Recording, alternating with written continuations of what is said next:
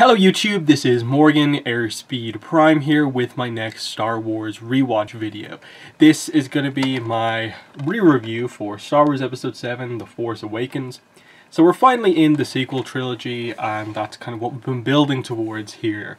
I will get The Last Jedi review out before I see Rise of Skywalker, and hopefully a final preview video as well for Rise of Skywalker. So, yeah. Watching The Force Awakens again, it's been a while, for kind of obvious reasons, I think, just kind of how in general I'm feeling about the sequel trilogy going into 9. But watching it again, 7, it kind of reveals that, you know, it's not an awful movie. Like, 8 is where the problems are for the most part. It doesn't mean that 7 doesn't have any problems because, you know, it's part of the trilogy and it still impacts ultimately what the problems are within it. And here, you get this very, I think, solid movie, but a very, very safe movie. The main criticism at the time that came out for this, and I agreed with it ultimately, was that it is too similar to what we've seen before. It is a movie that doesn't really attempt to do kind of almost anything particularly new. And it was this confusing blend of kind of new and old. Of like you weren't sure if they were trying to be overly referential and they just happened to write a simple story, or are they trying to purposefully move on from everything, or what? What is the issue here? Because, like, you don't really see that many, like, recognizable species. We don't really go back to many recognizable planets. But then most of the technology is, like, sort of just, you know, an iteration up. You can tell it's basically the same stuff. It's TIE Fighters and X-Wings. It's, you know, Anakin's lightsaber. That sort of thing. And they're just like, what are you trying to do here? Like, you're clearly focusing on the fact that we're leading up to the introduction of Luke Skywalker. Han Solo is a pretty main character in this movie. You know, Kylo Ren, like the main villain, is, you know, the son of Han Solo. Like, you're creating all these connections, but it doesn't feel like you're being overly referential towards, you know what came before. Because this movie, like, if I was to really break down what its biggest issue is, what the sequel trilogy's biggest issue is that it's just really bad at world building. It's really bad at explaining things. It's really bad at getting you into what's going on in this era of Star Wars. And the problem is that most of the important stuff has happened off screen. The fall of Ben Solo happens off screen, and we're only now going to find out about that in a comic series that is starting next week, I believe. And it's like, okay, that's great, but how is it that such an important thing is only being told in that way, and then episode 8 only covers it in like a 5-second flashback scene? You know, just the simple thing of transitioning between 6 going into 7 as, oh, Luke is going to start a new Jedi Order. Oh yeah, it's been and gone. Really? Like just having a whole, like, the whole era basically happen off screen, and what we return to is effectively just this sort of slightly changed version of what we had before. It's the Resistance and the First Order instead of the Rebellion and the Empire. It's just like, could you really not, you know, commit to an era that was at least to some degree interesting? And again, this kind of hits me sort of hard because one of the things I like the most about Star Wars is the Jedi, and so I like it when we have a lot of Force users, a lot of you know, Jedi and Sith around, so we can really do some really cool action, go into the stuff that I like about Star Wars, the balance of the Force, the mythology, and a lot of that I think you really have to use Force-sensitive characters to explore. And so another, you know, trilogy with only a handful of Force-sensitive characters, and it's just like, okay, fine. Hopefully you can deliver on it, but the movie, it just, again, is somewhat unclear about what it wants to do. And it goes back to the world building of, like, just politically, what is the First Order? Like, what is the Resistance? In that the movie even kind of confuses you compared to what the actual answer is, in that Hook says about the Resistance that, like, we need to destroy the government that supports the Resistance, when basically the whole point of the Resistance is that they don't have the support from the, like, New Republic, And that's why they have to sort of go out on their own. That's why they are ragtag. And it's not that the Resistance is the New Republic military. They're two separate things, and this movie is just utterly unclear that that is the case. Again, there's a line in this movie that suggests that that's the case, when it's not. The idea is that Leia doesn't have the support from the other senators and stuff like that, and is actively trying to get the rest of the Republic to agree that the First Order is a threat, and that's why the Resistance ends up sort of surviving the destruction of Hosnian Prime when it happens. Because there's another thing. This movie does the destruction of Alderaan, but like on a whole other scale, with Starkiller Base, and destroys the whole Hosnian system, including Hosnian Prime, which is effectively it's like the new Coruscant.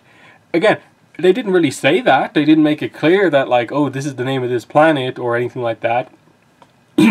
When they showed, like, the main planet being destroyed, it made it clear that, like, oh, that looks sort of like Coruscant. So a lot of people were probably confused about that. Did they just destroy Coruscant or what? But again, it just shows you, like, it's another Death Star-like thing. And then, since the movie has come out, like, there's been all these theories and stuff like that, and it's all but confirmed that Starkiller Base is actually the planet Ilum. And I'm just like, why wasn't that in the movie? Like, that would have made it so much more interesting if you just said that they have turned the formerly Jedi-centric planet of Ilum, where the Jedi get their lightsaber crystals from, they've taken it over and turned it into just a giant laser. There's a logic to that in terms of using the fact that kyber crystals are here on the planet and harnessing that along with the nearby sun to power a planet laser. They don't attempt to explain all of it, so at the time the movie came out, when they didn't confirm it was Ilum, still haven't ultimately. It's just it's a theory that is like 90% of the way there, and they just need to say Starkiller Base was Ilum, and it's there. That would have made the movie like much more interesting in terms of just world building, making it clear where we are, what the idea is with these planets, because we go to a few places and we don't learn much about them. Like, Jakku is just another desert planet that's not particularly different than anything we've seen before. Takodana, again, it's not really clear much about the planet. It's like, okay, it's a forest planet and there's a castle here. We're not going to say anything about it. And that's kind of most of the locations that we get to see here. Like, the Rebel base is on another kind of Yavin-esque kind of planet. But again, it's not being very specific with most of what it's doing. And so it's hard to sort of, I think, immediately jump in and be like, okay, this is the situation, because you are confused about what the First Order is. Why are they talking about, like, Supreme Leader Snoke, and we know nothing about this character? He's apparently a dark side master, not a Sith, but what? Where did this come from? Like, you're not going to say anything? How did he fall to the dark side? Like, again, off screen, everything happens. We'll discuss more of this in episode 8 when they touch on this stuff a little bit more closely, but you can see the problem. What the movie does well is that, for the most part, it's actually kind of really well put together. Like, a lot of the scenes do flow together very nicely. They're kind of well acted. The idea of them, the look of them, is pretty well done. It's a good introduction to a lot of what's going on here. Rey, Daisy Ridley playing Rey, very likable character. Finn, again, you can get behind him over the course of this movie. Poe, it's obviously a very kind of awkward thing here, in that, like, they obviously had planned to kill him off, and they have to kind of introduce him later on without really explaining, how he gets off the planet. So that's the one awkward kind of writing thing in this movie, of just like, okay, you can tell you wanted to use him more, you didn't want to kill him off when you pretty much planned to, you couldn't really do anything particular to write around it, so you just had to do it that way. Fine. You can sort of get behind Poe as being the hotshot pilot. And, a lot of it is just pretty good. Like, Poe and Finn's dynamic at the start of the movie, then Finn meets Rey, their dynamic as it builds, Han's, relationship with both of them is, somewhat unique as it goes on. you do get behind those characters to a degree. Even Kylo, it's a different type of villain than Vader, with some similar motivations, but a very different approach because he is younger. But there's a threat there because he's much more volatile than most of those dark side characters we've seen before, and you want to know what caused him to fall. It is just a case again of like, why do you do most of your important storytelling off screen? That just seems like a really, really bad way to do it. And because this movie left it vague, and because the sequel trilogy very clearly hasn't been fully planned out from the start, you go to 8, you hand it to a new director. I don't know how the communication worked necessarily between the directors, what the plan was, but very clearly the direction that Rian Johnson took things in 8 didn't really fit particularly well with where 7 was, and now they're having to use 9 to just somehow wrap up the movies. That's the mess that they've got themselves into, and ultimately you would probably have wanted this movie to do a little bit more in terms of clearer setup, actually make some concrete statements about what's going on. Instead, it just sort of is a solid but safe intro to everything. In that, look, I get it, and I can understand like the appeal behind teasing Luke for an entire movie and then setting up in the next movie you'll find out about Luke. But then, who thought it was a good idea to the first planning step of episode 8 to be like, what if everyone's hyped to see Luke after not seeing him for basically a whole movie? What if he takes the lightsaber and throws it over his shoulder and is just this very different character from most of the movie? What if we do that? Who thought that was a good idea, given the setup that you've had of everything's off screen? Star Wars has never been great about flashback stuff and telling stuff in flashback. It just felt like a recipe for disaster from the get-go.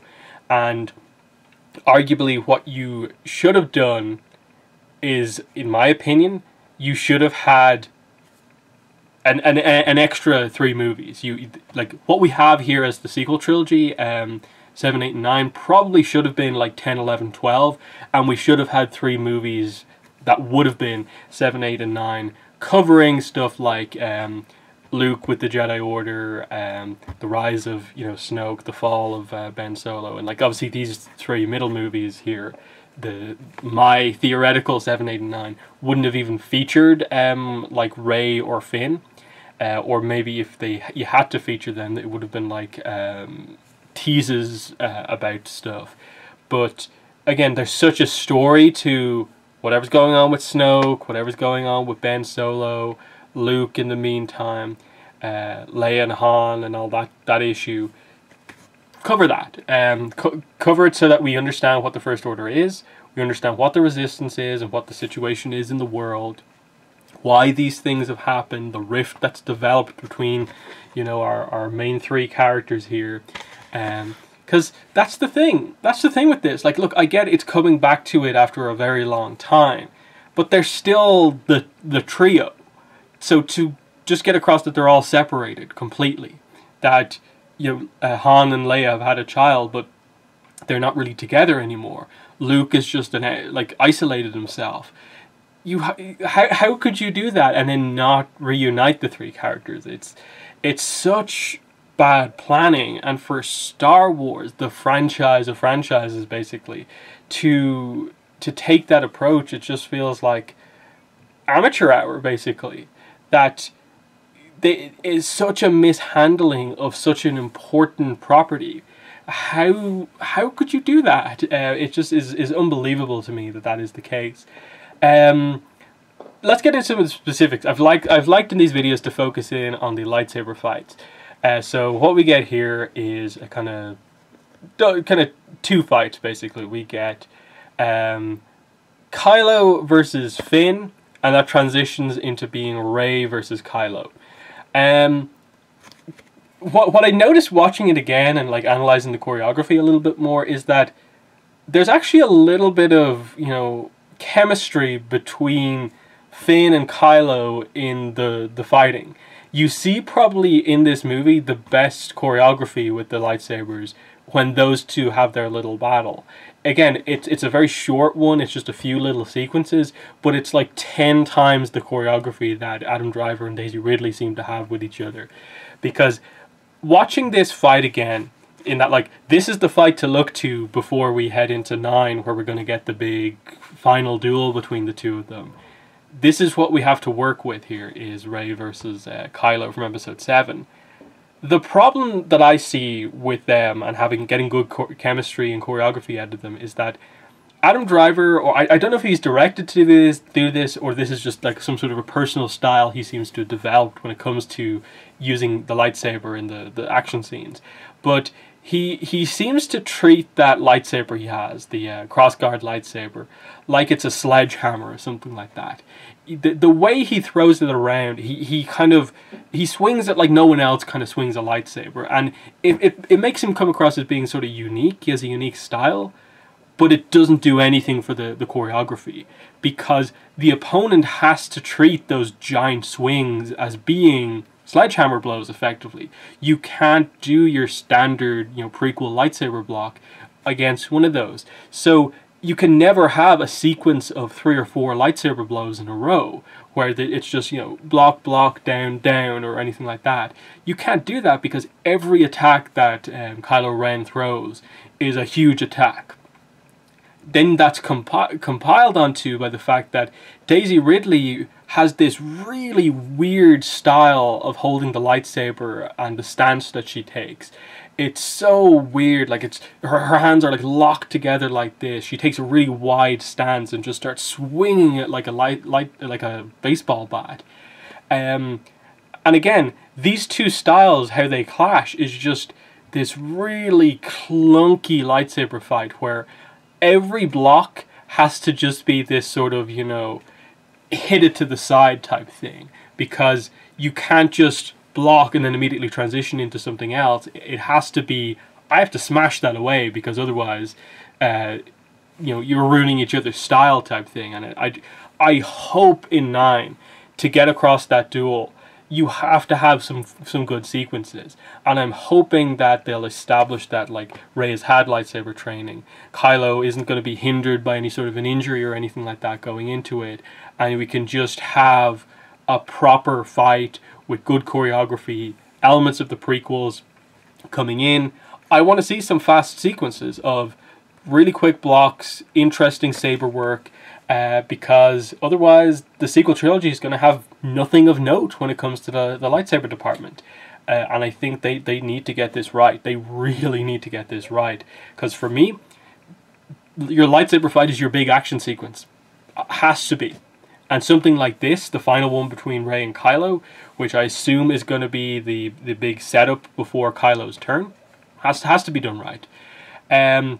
What's done here, again, I think is all right to a degree. It's not as bad as I thought it would be going back to it, but there is no good choreography. The emotion of the scene comes across, the choreography of the scene doesn't, is probably the best way to say it. But in the end, Rey wins, which brings up this issue of, like, I don't think it's as bad in 7, but it starts in 7, and that is how they portray Rey with regards to the development of her skills. She has just found out that she's Force sensitive, and basically the first time she uses the Force properly is she sort of reverses Kylo Ren's kind of mind probing technique. And that's fine. I can understand that to a degree, with the idea that that is a technique where you sort of have to leave yourself vulnerable and control the other person, and so if the other person's Force sensitive, they can just reverse that connection. There's a sort of understanding to that just her raw, just pushing through, forcing some of the emotion out of him, she gets through. The problem scene, I think, is her using the Jedi mind trick as her first sort of active application of the Force. This very subtle, delicate Jedi technique that isn't a brute force technique at all, and she is using it as the first thing she's ever done. No training. You sort of question in a way, like, how does she exactly know that this is a technique that even exists? And look, they have her get it wrong like the first 2 times, but then it goes right for her, perfectly right. The problem is that in other Star Wars stuff, we've seen examples of much more, like at this point, skilled or well-trained characters getting this technique wrong. Clone Wars is probably the best example. Ahsoka, in some of the early episodes of the Clone Wars, where she has years of training as a youngling and some training with Anakin as a Padawan, she tries to use the Jedi mind trick but gets it wrong the first time, makes a couple of mistakes. Similarly, you know, Ahsoka later meets some Jedi younglings who've been captured, and again we have some sort of similar problems with that as well. And that's a good way to do it because the characters have the training to learn it. But this, I don't think, was. It gets across that the Jedi mind trick isn't some sort of brute force application of the Force that you can just use the second you discover that you're Force sensitive. You can give a bit of leeway for stuff like her using a Force push or a Force pull to like grab the lightsaber, as just being like, yeah, there's some subtlety involved, but inherently it is just activating the power. But Jedi mind trick is, you need some training to do that, and I think they weren't thinking about that stuff when they did this sequence. Similarly, I think watching it again, as much as I get what they're going for with the name of this movie, The Force Awakens, and how Rey wins the fight with Kylo is like tapping into the Force and then like demolishing him, it is a little bit silly, I think, going back to it, and just like she closes her eyes and apparently connects to the Force and somehow she just immediately wins. That just doesn't feel that great, especially like if they're going to use that potentially as setup for like how she defeats like Palpatine in episode 9. I hope we don't see something like that from her. They need to be much more creative with that. But yeah, I think that the interesting thing here is like having mostly like 8 on my mind before I watched this, it was incredible almost to go back and see like, wow, Finn was an interesting character in episode 7. Like, they actually did some good stuff with him. He is properly a main character in episode 7, in that if you hadn't followed a lot of the build-up to the movie, if you'd just gone to see it, you'd be half thinking that, like, oh, is Finn going to be the main character of the trilogy?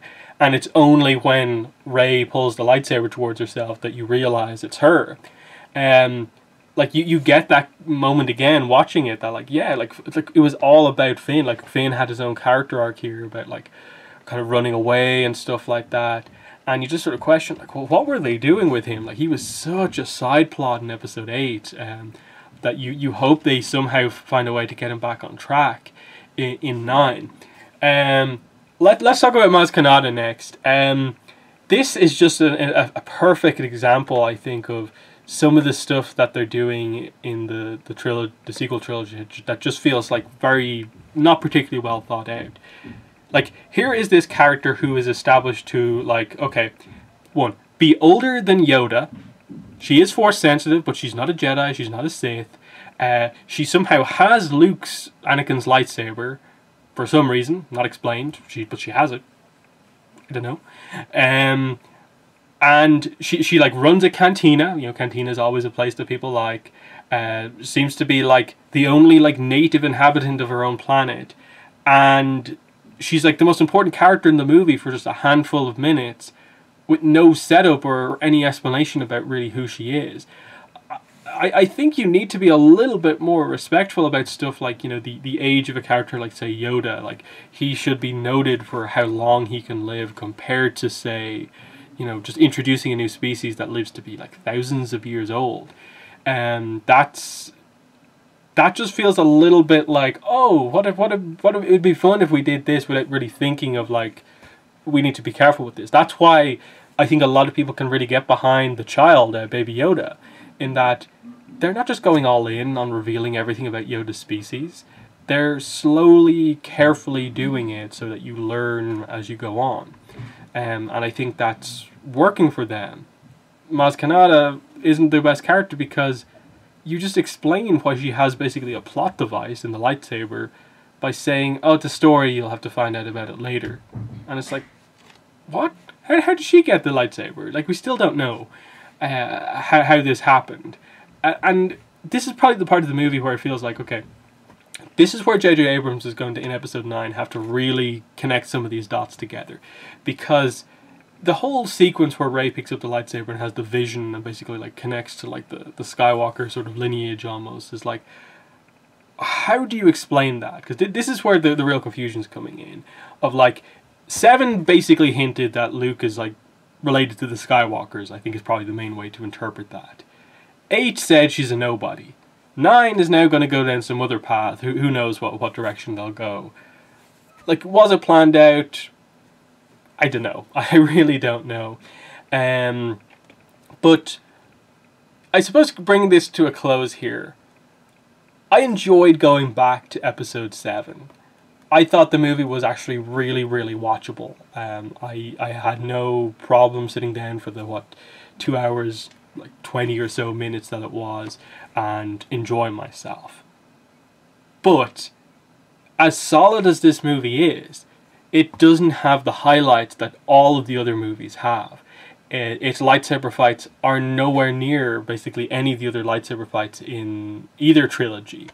There are better ship-to-ship action scenes in like the other movies. Better ground-based action scenes in the other movies. There are better emotional moments in the other movies. This was just fine. This solid start that has since been sort of brought down to earth because of what they did in episode 8. And now they're going to have to try and rescue something from the movie that basically was too afraid to really do anything particularly out there, and the movie that just tried to be controversial, basically. So we'll see what 9 is when it comes out, and just how they manage to rescue things. Because like, all the rumors obviously right now are that like there's been like 6, 7 different cuts of this movie. They brought in this person and this person to make a cut, change the plot around, find some way that'll make fans happy. But the problems are ultimately with 7 and 8 that they've forced 9 to have to be this sort of do or die movie. And like, just imagine like what this movie could have been. Just a little bit more depth, catching you up to speed on what's going on. Maybe using flashbacks a little bit more earlier on to catch you up to speed with what's going on. Imagine we knew stuff that like Starkiller Base was Ilum, and the backstory on a lot of these things. Imagine Luke was incorporated a little bit earlier than the very end of the movie into things, and they just didn't go so extreme with that character arc. It's a huge like what could have been, and it's hard to not just view 9 for me going into it as just this movie where the best that it can do is just put this plaster over the wound in a way that is 7, 8, and 9.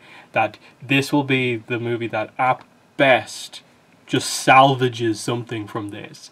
And that's just kind of where I am with this. So yeah, it was an interesting one to go back to. I don't hate this movie. I don't really hate the sequel trilogy overall, in that like I think you'll see when I review 8 that I'll have some positives to talk about. I'll have negatives to talk about as well, but it's not all terrible. I don't feel I've, since The Last Jedi came out, been one of the more negative voices in the Star Wars fandom about this movie. I've made it clear that they're not my favourite. I'll talk about why they're not my favourite, but I ultimately think I've been a lot fairer in a way with those movies than a lot of people have. But yeah, next up, Star Wars Episode 8, The Last Jedi, some preview content for the Rise of Skywalker, and then movie review for Rise of Skywalker. So that's been my thoughts on Episode 7. In the comments, let me know what your thoughts are, but that's been the video. Thanks for watching, and bye.